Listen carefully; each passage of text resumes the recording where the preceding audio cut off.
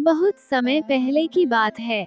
आर्यावर्त के मध्य में एक अत्यंत समृद्ध और सुंदर राज्य था, चंद्रगढ़।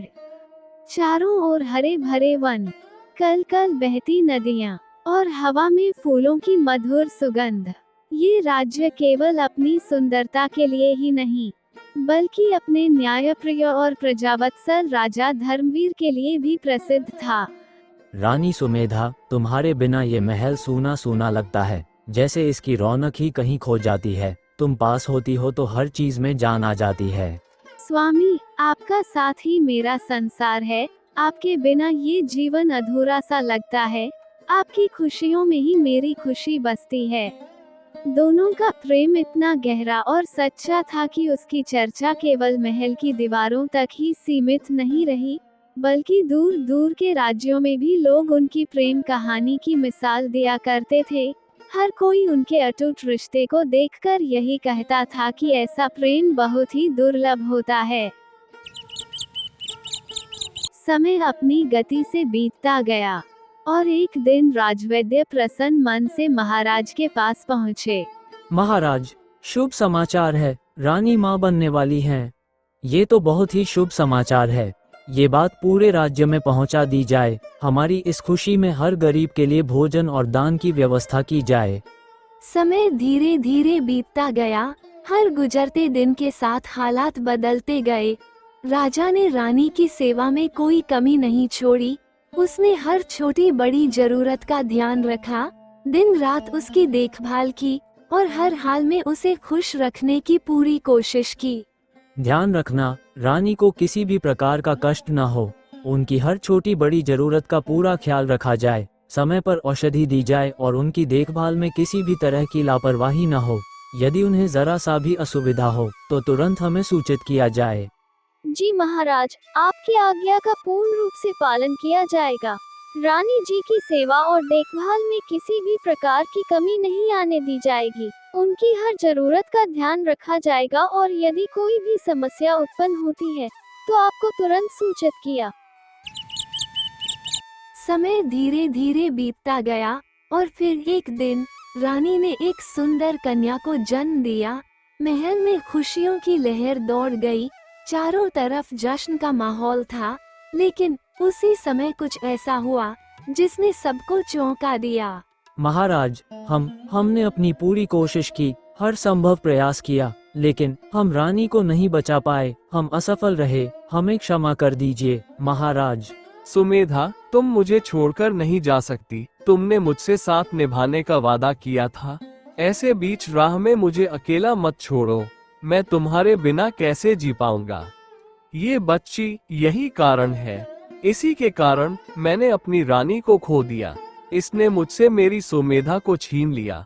आज अगर ये न होती तो मेरी रानी मेरे साथ होती। मंजरी, इस बच्ची को खत्म कर दो। मैं इसे अपनी आंखों के सामने नहीं देख सकता। इसे अभी के अभी मेरी नजरों से दूर कर दो। महाराज, ये मासूम है, इसका कोई दोष नहीं है। इसने तो अभी दुनिया भी ठीक से नहीं देखी। कृपया इसे दंड मत दीजिए, इस पर दया कीजिए महाराज। मैं कुछ नहीं सुनना चाहता, बस अब और एक शब्द नहीं। जो कहा है वही होगा। मेरे फैसले के आगे कोई नहीं बोलेगा। महाराज, ये बच्ची आपकी वंश की आखिरी निशानी है। आपकी रानी की आखिरी याद है ये। कृपया इसे मुझसे मत छीनिए। मुझे इसे पालने दीजिए। मैं इसे अपनी जान से भी ज्यादा संभालूंगी। ठीक है, लेकिन ये मेरी नजरों से दूर रहेगी। मैं इसका चेहरा कभी नहीं देखना चाहता। ये मुझे हर पल मेरी सबसे बड़ी हार और मेरे दर्द की याद दिलाती है। इसे महल के किसी कोने में रखो जहां मेरी परछाई भी इस तक न पहुंचे, और आज से इसका नाम होगा निराशा। निराशा नाम के अनुसार ही उसका जीवन बन गया। जिसे जन्म के साथ ही अपनों का प्यार मिलना चाहिए था, उसे मिल गई तन्हाई और उपेक्षा। महल में रहते हुए भी वो हमेशा अकेली रही। न किसी ने उसे अपनाया, न किसी ने उसके आंसू समझे। हर दिन हर पल वो अपने नाम की तरह ही निराशा में जीती रही। अरे निराशा, जल्दी काम कर।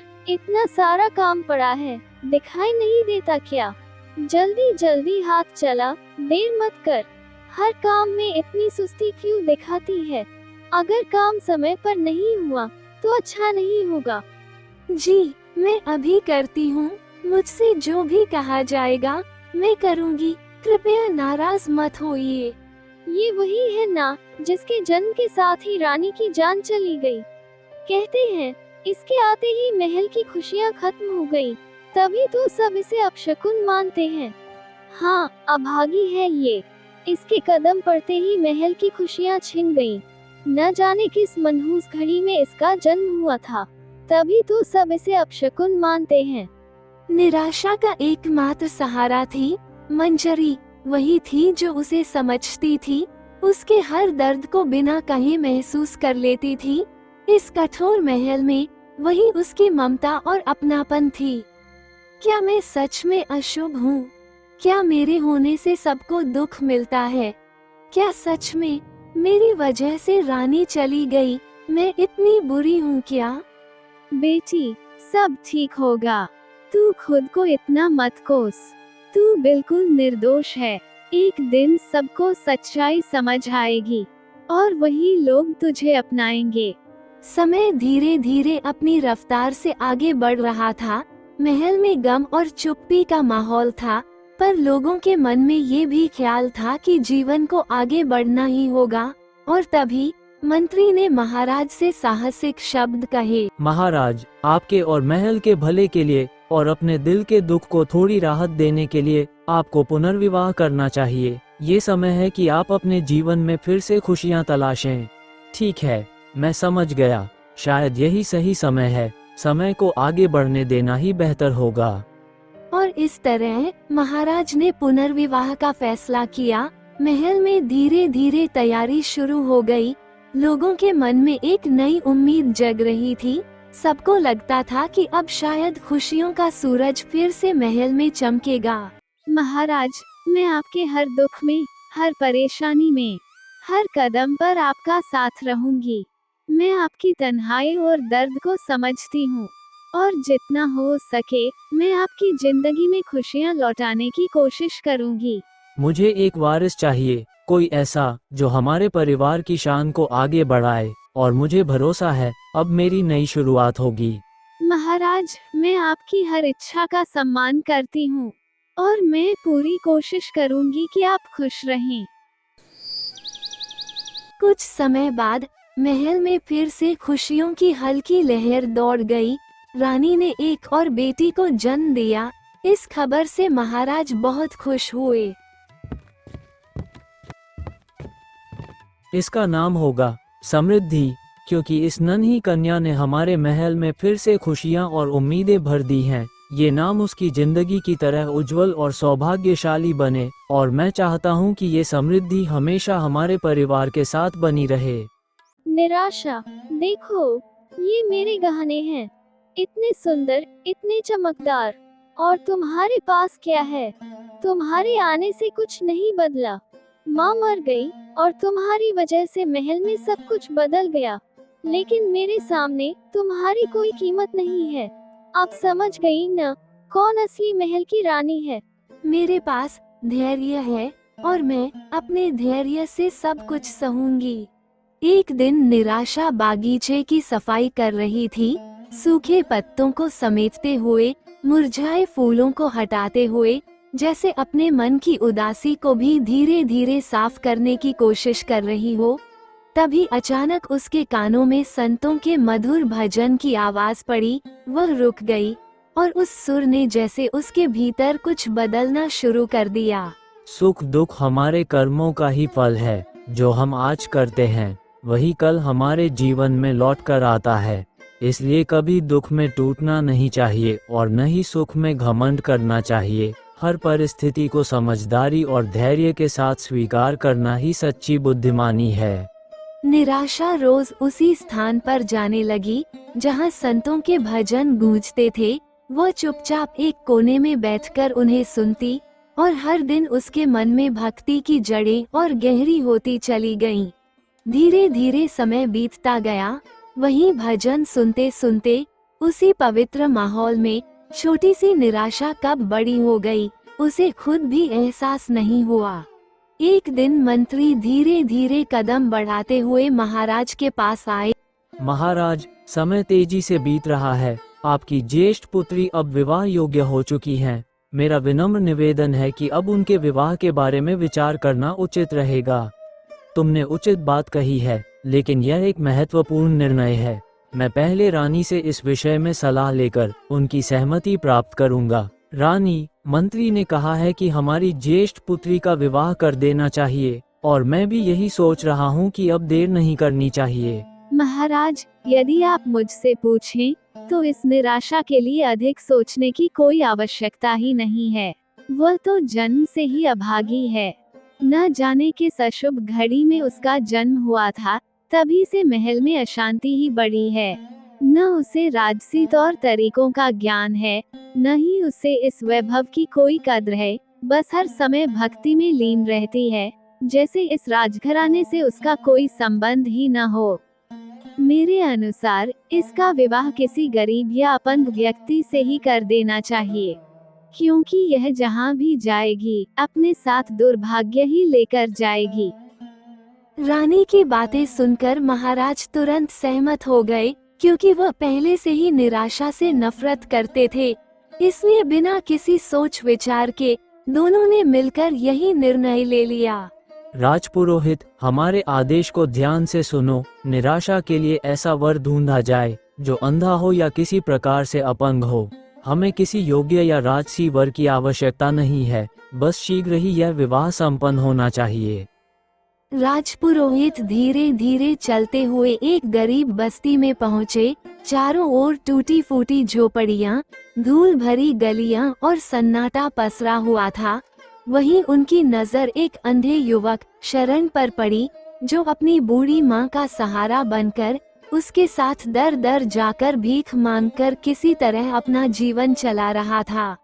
माता जी, यदि आप अनुमति दें तो मैं आपसे एक बात कहना चाहता हूँ। क्या आप अपने बेटे का विवाह करने के बारे में विचार करेगी? मैं उसके लिए एक रिश्ता लेकर आया हूँ। यदि आप चाहें तो उसके जीवन में एक नया सहारा और नई शुरुआत हो सकती। पुरोहित जी, आप कैसी बातें कर रहे हैं? मेरे इस बेटे से भला कौन विवाह करेगा? ये तो अंधा है, और हम जैसे गरीब लोगों से कौन अपना रिश्ता जोड़ना चाहेगा? मुझे तो आपकी बात पर विश्वास ही नहीं हो रहा। राजा की बेटी, हाँ माता जी, आपने सही सुना। स्वयं महाराज अपनी पुत्री का विवाह आपके बेटे से करना चाहते हैं। यह कोई साधारण प्रस्ताव नहीं है। यह आपके बेटे के जीवन को बदल देने वाला अवसर हो सकता है। आखिरकार बूढ़ी माँ मान गई और उसने इस रिश्ते के लिए हाँ कर दी। निराशा का विवाह बिना किसी धूमधाम के कर दिया गया। न कोई शहनाई बजी, न ही महल में उत्सव का कोई रंग था। न दहेज दिया गया, न ही उसे वह सम्मान मिला जिसकी वह हकदार थी। सब कुछ इतनी सादगी और जल्दबाजी में हुआ, मानो ये कोई खुशी का अवसर नहीं, बल्कि सिर्फ एक जिम्मेदारी निभाई जा रही हो। जब निराशा ससुराल पहुंची, तो उसके सामने किसी महल या सुख सुविधा का संसार नहीं, बल्कि एक टूटी फूटी झोपड़ी खड़ी थी। चारों ओर गरीबी का सन्नाटा था। मिट्टी की दीवारें, छप्पर से टपकती बूंदें और जीवन की कठिनाइयों का हर निशान वहां साफ दिखाई दे रहा था। ये सब देखकर भी निराशा के चेहरे पर कोई शिकायत नहीं आई, मानो उसने अपने भाग्य को चुपचाप स्वीकार कर लिया। बेटी, हमारे पास देने के लिए कुछ भी नहीं है। ना धन, ना सुख सुविधाएं, बस ये छोटी सी झोपड़ी और 2 वक्त की रोटी का सहारा है। हमारा जीवन बहुत साधारण है और हर दिन किसी तरह गुजरता है। मुझे डर है कि तुम यहाँ आकर कहीं दुखी न हो जाओ। माँ जी, अब मैं आ गई हूँ, आप चिंता मत कीजिए, सब ठीक हो जाएगा। जहाँ अपनापन और सच्चा साथ होता है, वहाँ धीरे धीरे हर कमी भी पूरी हो जाती है। हम मिलकर हर मुश्किल का सामना करेंगे। निराशा ने धीरे धीरे पूरे घर की जिम्मेदारी संभाल ली। वो सुबह से रात तक हर काम में लगी रहती, सफाई, खाना और घर की छोटी बड़ी हर जरूरत का ध्यान रखती। खुद भूखी रहकर भी वो सबको पहले खिलाती। सास और अपने पति का ख्याल ऐसे रखती जैसे वही उसका पूरा संसार हो। उसकी सेवा और त्याग में कोई शिकायत नहीं थी, बस एक सच्चा अपनापन था। इधर महाराज ने अपनी दूसरी पुत्री स्मृति का विवाह एक बहुत ही बड़े और धनवान घराने में बड़े धूमधाम से कर दिया। स्मृति की शादी में कोई कमी नहीं छोड़ी गई। बहुत सारा दहेज दिया गया, कीमती गहने, वस्त्र और अनेक उपहार। जिस सम्मान और वैभव के साथ उसका विवाह हुआ, वो सब कुछ निराशा के विवाह से बिल्कुल विपरीत था। माँ जी, मैं सोच रही हूँ कि अब मुझे कुछ काम करना चाहिए। हम ऐसे कब तक गुजारा करेंगे? मैं चाहती हूँ कि हम अपने हालात को थोड़ा बेहतर करें। मैं मेहनत करने से नहीं डरती, बस आप आशीर्वाद दीजिए। मैं कुछ न कुछ जरूर करूँगी। तुम राजकुमारी होकर ये सब करोगी? जिसने महलों में रहकर जीवन बिताया हो, वह अब ये कठिन काम कैसे कर पाएगी? मुझे समझ नहीं आ रहा, तुम ये सब क्यों करना चाहती हो? माँ जी, मैं पहले भी महल में काम करती थी। मेरे लिए ये सब बिल्कुल नया नहीं है। काम छोटा या बड़ा नहीं होता और मेहनत करने में मुझे कोई झिझक नहीं है। अगर मेरे काम करने से हमारे घर की हालत थोड़ी भी सुधर सकती है, तो मैं ये सब खुशी से करूँगी। निराशा बाजार गई। उसके पास कम पैसे थे। उसने थोड़े पैसे से सब्जी खरीदी और बैठकर बेचने लगी। धीरे धीरे लोग आने लगे। उसकी मीठी वाणी और सादगी लोगों को पसंद आने लगी। लोग उससे सब्जी खरीदने लगे और उसकी दुकान चलने लगी। एक दिन एक संत साधारण वेश में वहां आए। बेटी, बहुत भूख लगी है, अगर कुछ खाने को मिल जाए तो दे दो। भगवान तुम्हारा भला करेंगे। मेरे पास बस ये 2 रोटियां हैं, आप इन्हें खा लीजिए। और तुम क्या खाओगी बेटी? तुमने अपने लिए कुछ रखा है या नहीं? मैं पानी पी लूंगी, आप चिंता मत कीजिए। आपका पेट भरना ज्यादा जरूरी है। संत बहुत प्रसन्न हुए और तुरंत अपने वास्तविक रूप में प्रकट हो गए। बेटी, तुम्हारा दिल बहुत पवित्र है। तुमने बिना सोचे अपनी रोटियां दे दी। मांगो, तुम्हें क्या चाहिए? मैं तुम्हारी इच्छा पूरी करूंगा। मुझे कुछ नहीं चाहिए, बस मेरे परिवार को सुख दे दीजिए। वे हमेशा खुश रहें, यही मेरे लिए सबसे बड़ी बात है। अगली सुबह जब सूरज की पहली किरणें धरती पर पड़ी, तो जो कभी एक साधारण सी झोपड़ी थी, वो अब एक भव्य और चमचमाता हुआ महल बन चुकी थी। चारों ओर हरियाली, सोने चांदी की चमक और ऐसी समृद्धि फैली हुई थी कि देखने वालों की आंखें भी चौंधिया जाएं। ये कैसे हो गया? कल तक यहाँ सिर्फ एक छोटी सी झोपड़ी थी और आज अचानक ये इतना भव्य महल, चारों तरफ इतनी दौलत और समृद्धि। आखिर ये चमत्कार किसने किया?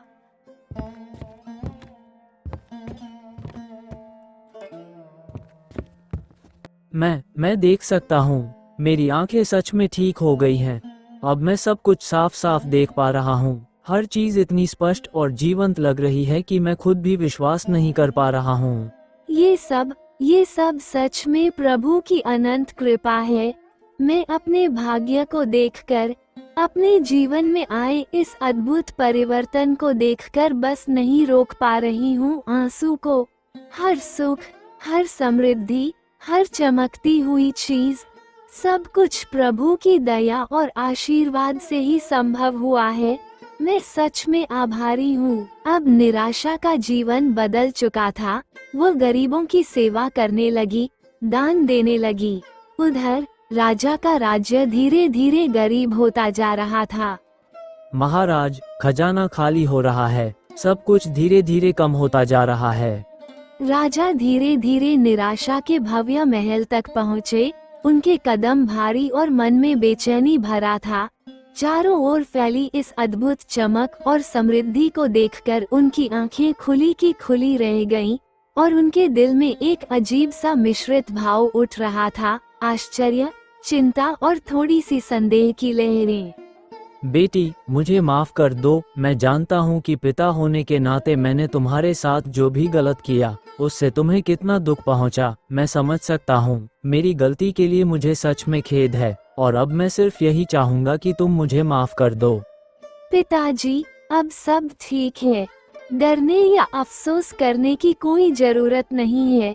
कोई भी जन्म से अभागा नहीं होता। हमारी मेहनत, हमारे कर्म और हमारी इच्छा शक्ति ही हमारी किस्मत बनाते हैं। राजा ने अपनी गलती सुधार ली, समृद्धि ने भी सेवा का मार्ग अपनाया, और फिर पूरा परिवार सुखी हो गया।